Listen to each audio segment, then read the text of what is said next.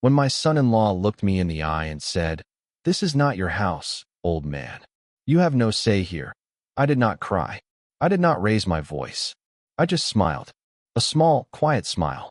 The kind that comes not from happiness, but from knowing. Knowing that some lessons in life cannot be taught with words. They can only be felt. And I had been patient long enough.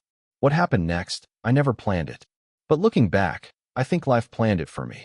Welcome back to True Consequences. Grab your coffee, get comfortable, and remember, the people in these stories had every opportunity to play it straight. They had every chance to walk away clean. They just chose the hard way. Drop a comment and let us know where you are watching from right now. And make sure you subscribe, because you are going to want to hear this one all the way to the end. My name is Raymond. I am 64 years old. I live in a small town in the Midwestern part of the country, the kind of place where everybody knows your name and your business. And sometimes that is a comfort, and sometimes it is not. I spent 38 years working at a paper mill. Not a glamorous job, not the kind of work that made anyone famous. But it was honest work, and it paid for a house, and it put food on the table, and it raised 2 children who I was proud of. My wife, Carol, passed away 9 years ago. Breast cancer. She fought for 2 years, quietly and bravely, the way she did everything in life. When she left, something in the house changed. The air felt different. The rooms felt bigger than they needed to be. I kept her photograph on the mantle, right next to a small ceramic bird she loved, and every morning I said good morning to that photograph before I made my coffee. Some people might find that strange. I found it necessary. My daughter, Lisa, is my younger child. She is 36 now. She was always the one with the big heart. As a little girl, she would bring home injured birds, broken toys from the neighbor's trash, stray cats with matted fur. She always wanted to fix things, to help things. She had a gentleness to her that Carol always said came from somewhere good. I believe that too. My son, Daniel, lives 2 states away with his wife and their 2 boys. We talk every Sunday. He is steady and kind, the way his mother was. But this story is not about Daniel. This story is about Lisa and the man she married. His name was Derek. Derek Alderman. He came from money, or at least that was the impression he liked to give. He dressed well. He talked confidently. When Lisa first brought him home for dinner, about 6 years ago, I thought he seemed sharp. A little too polished maybe, but sharp. He worked in sales, something involving real estate investments, always talking about deals and numbers and opportunities. He had a way of taking up space in a room, not just physical space, but conversational space. He talked a lot, and he talked loudly, and he had a habit of steering every conversation back to himself.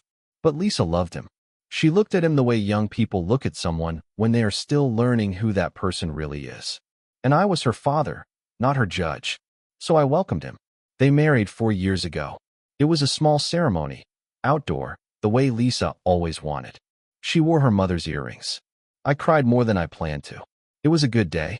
The trouble did not start on that day. The trouble started slowly, the way most trouble does. In small moments. In the way certain words land differently than they should. In the way a person's face changes when they think no one is watching. I should tell you a little more about my situation before we go further, because it matters.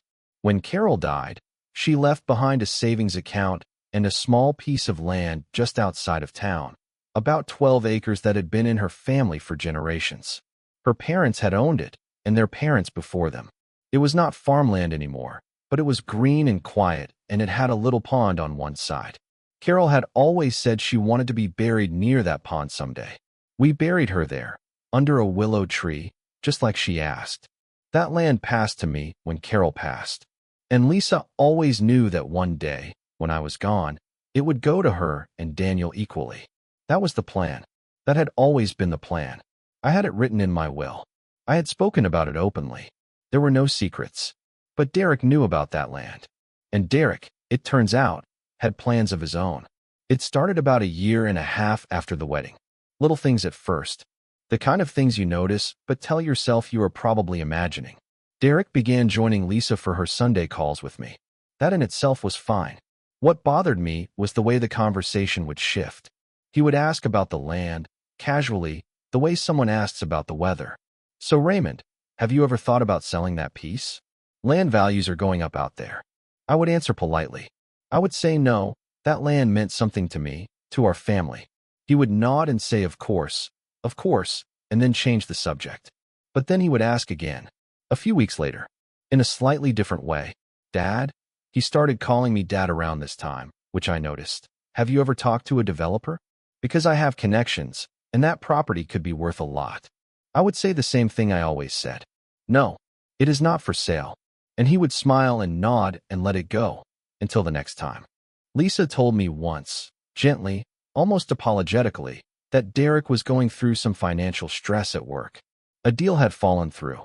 He was trying to rebuild his client list. I listened and felt sympathy, the way you do when someone you love is struggling. But somewhere underneath that sympathy, there was a small, quiet alarm bell starting to ring. Then came the visit. About 2 years into the marriage, Derek and Lisa came to stay with me for a long weekend. It was around Thanksgiving. I had cooked, I had cleaned the house, I had put fresh sheets on the guest bed. I was happy to have them. I was always happy to have Lisa in the house. It made the rooms feel less empty. On the second day, Derek asked if we could take a walk and talk. We walked out past the back fence, down toward the tree line. It was cold and gray, the way November gets here. He had his hands in his coat pockets, and he spoke carefully, the way someone does when they have practiced what they are going to say. He told me that he had been offered a chance to partner in a development project. He told me that the land, Carol's land, could be the foundation of something good for the whole family. He told me he had a friend in construction, and that they could put up 12 to 15 small homes on that acreage, sell them, and split the profit 3 ways. Him, Lisa, and me. He said the numbers were solid. He said it was a no-brainer. I stood there in the cold, and I listened to all of it. And when he finished, I said, as calmly as I could, Derek, my wife is buried on that land. It is not for sale. Not for any number. He was quiet for a moment. Then he said, with all due respect, Raymond, Carol is gone. And holding on to land for sentimental reasons while your family could benefit financially doesn't really make sense. That was the first time I felt it. A cold thing, right in the center of my chest. Not anger exactly. Something older than anger. Something more like grief mixed with clarity. I said nothing more. I turned and walked back to the house. Things were polite but different after that weekend. The calls became shorter. The visits became less frequent. And slowly, I began to notice that when Lisa and I did speak, she sounded tired. Not sad exactly, but tired. Like someone who had been having a lot of conversations she did not want to have. One evening she called me. Just her, and I could hear something in her voice. I asked her if she was okay. She said yes. Then a pause. Then she said, Dad, Derek really believes in this project. He thinks it could set us up for years. I told her I understood that. I told her I loved her. I told her the land was not going to change hands. She said she understood, but I could hear the weight of it on her. The breaking point came in February of that year. Lisa called me on a Thursday morning and asked if she could come visit alone, without Derek. I said, of course, come whenever you want. This is always your home. She arrived on a Friday evening.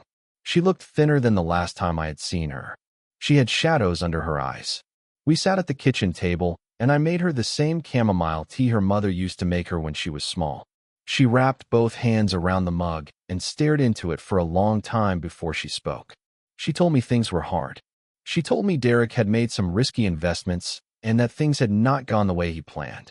She told me that the pressure at home had been building for a long time, that they argued frequently, mostly about money. She told me that Derek had become someone she did not always recognize. And then she told me something that stopped me cold. She told me that Derek had spoken to a lawyer, that he had asked about the possibility of contesting my will after I was gone, that he had asked whether Lisa, as a spouse, could pursue legal action to access the property if she was listed as a beneficiary. The lawyer, apparently, had told him it was complicated, that it would depend on many factors. I sat very still when she told me this. I looked at my daughter's face. I saw how much it had cost her to tell me this. She was not telling me to hurt me. She was telling me because she loved me and because she was frightened. I reached across the table and took her hand. I told her she did not have to apologize. I told her none of this was her fault. I told her she was my daughter and that would never change. She cried then, quietly, the way our family cries, holding most of it in. After she left on Sunday, I sat in the living room for a long time. I looked at Carol's photograph. I thought about what she would say if she were here. I thought about the land, about the willow tree, about the way the pond looks in the early morning when the mist is still sitting on the water. I thought about what it means to love someone and to protect something at the same time. And I made some decisions. I did not make them out of anger. I want to be clear about that. What I did because I had been patient and kind and accommodating for years, and it had not taught Derek anything. Some people only understand a lesson when they feel the full weight of it. The first thing I did was call my lawyer. His name is Gerald, and he has handled our family's matters for 20 years. I told him everything Lisa had told me and everything I had observed. I asked him what we could do to make the land completely secure, completely untouchable in any future legal situation. Gerald listened carefully, and then he explained several options to me. What we put in place was this. I transferred Carol's land into a family trust.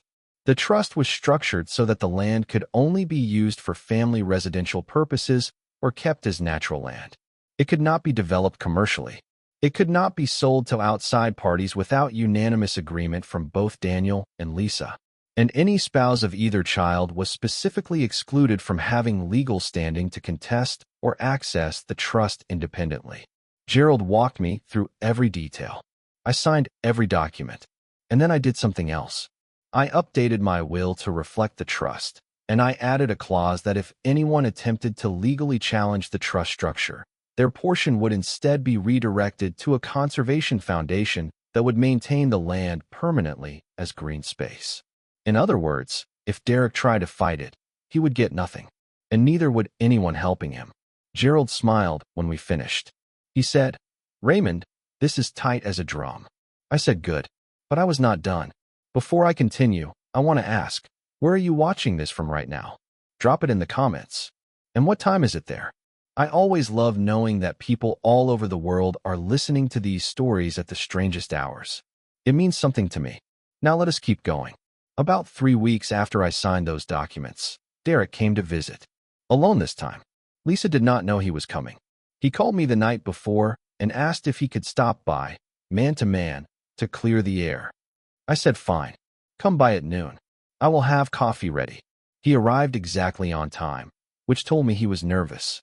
Nervous people are always exactly on time. He sat down across from me at the same kitchen table where Lisa had sat and cried. He looked around the house the way he always did, like he was calculating something. He started by saying he wanted to apologize for how things had gotten. He said he had been under stress. He said he respected me and that he cared about Lisa more than anything. He said he wanted us to have a better relationship going forward. I listened. I let him say all of it. And then I told him, in the same calm voice I always use, that I had made some changes to my estate arrangements. I told him about the trust. I explained the structure in plain terms. I watched his face as I talked. There was a moment, just a brief moment, where his expression shifted. It was not a dramatic shift. It was small, like a door closing quietly somewhere behind his eyes. He asked a couple of careful questions. I answered them honestly. The land was protected. It could not be developed. It could not be contested. It was, as Gerald had said, tight as a drum. Derek set his coffee mug down. He said, "So basically you've locked everything up." I said yes. I said I had done it for Lisa's peace of mind and for Daniel's. I said I had done it to honor Carol's wishes. I said I had not done it out of spite, and I meant that. But I also told him, gently, that the conversations about the land needed to stop, that they were hurting my daughter, that they were hurting our family, and that I was asking him, as her father, to let it go. He was quiet for a long moment. Then he nodded. He said okay. He left shortly after. I washed out the coffee mugs and stood at the kitchen window and looked at the backyard. The old oak tree was there, bare in the winter light. Carol had planted a climbing rose along its base 15 years ago. In the summer it would bloom pink and wild all the way up the lower trunk. I thought about how some things take years to grow into what they are meant to be. Over the following months, things shifted. Slowly. Not perfectly, but meaningfully. Lisa called me more. Her voice sounded lighter. She told me that things at home were calmer, that Derek had taken a steadier job, that the pressure had eased. She did not mention the land again, and neither did Derek. Whatever conversation they had had between them, I did not know the details. I did not need to. The following summer, they came for a visit together. They stayed for 4 days. On one of those evenings, we walked out to the land, all three of us, past the fence line and through the long grass toward the pond. The willow tree was full and green above Carol's grave. The water was still, and the light was low and orange. It was one of those evenings that feels like it is asking you to pay attention. Derek stood at the edge of the pond for a while. He was quiet. I stood a little distance away and watched him. I do not know what he was thinking. I did not ask. But when he walked back to where I was standing, something in his face was different. Softer maybe, or more honest. He said, "I understand why you didn't want to let this go."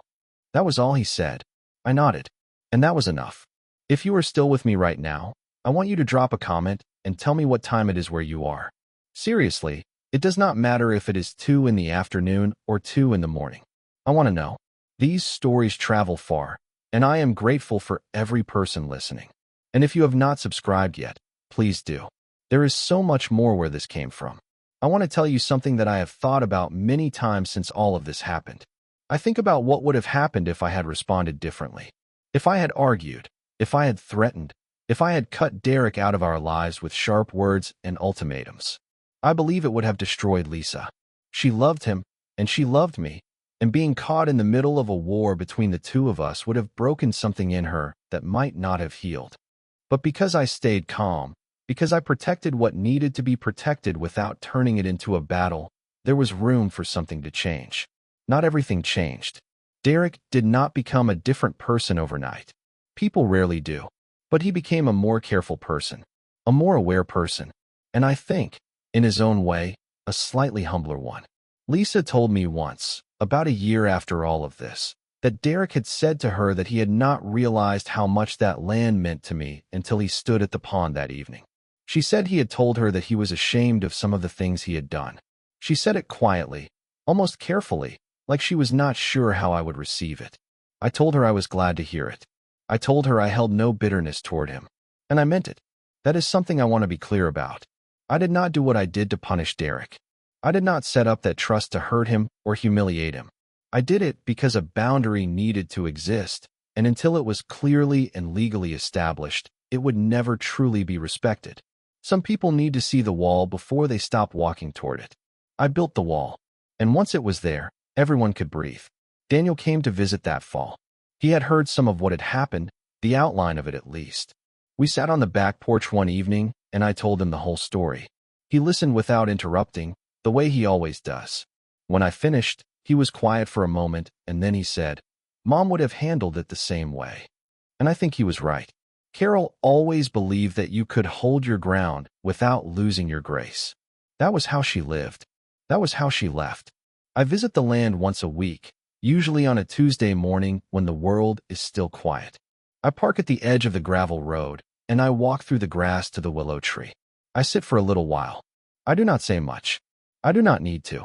There is a kind of conversation that happens in silence between the living and the ones they have loved and lost.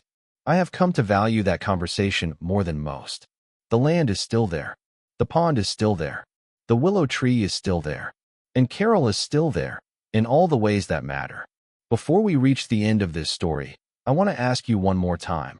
Leave a comment telling us where you are watching from and what the time is. It is one of my favorite parts of doing this. Knowing that someone in another country, in a different time zone, with their own stories and their own quiet heartaches, is listening to this and feeling something. That means everything.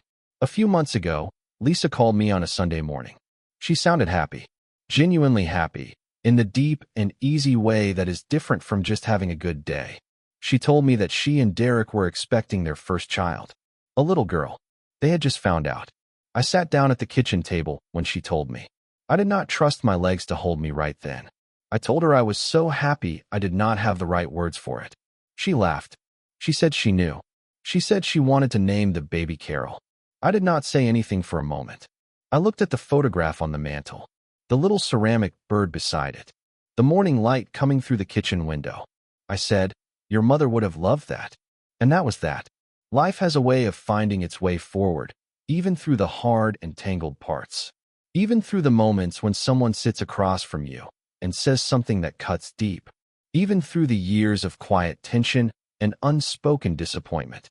It finds its way. Not always neatly. Not always quickly. But it finds its way.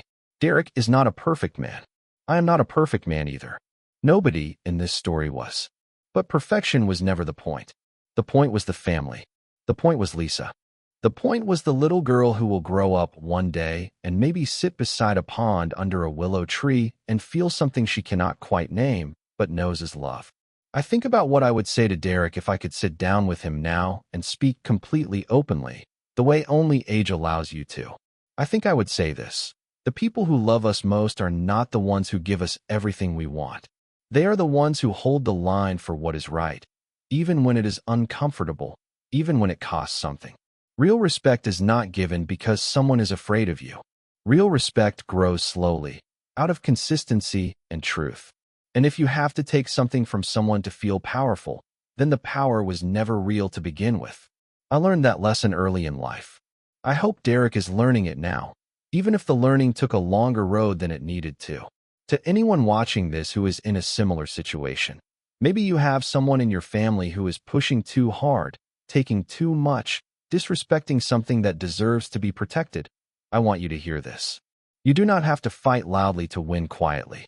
You do not have to become someone you are not in order to protect something you love.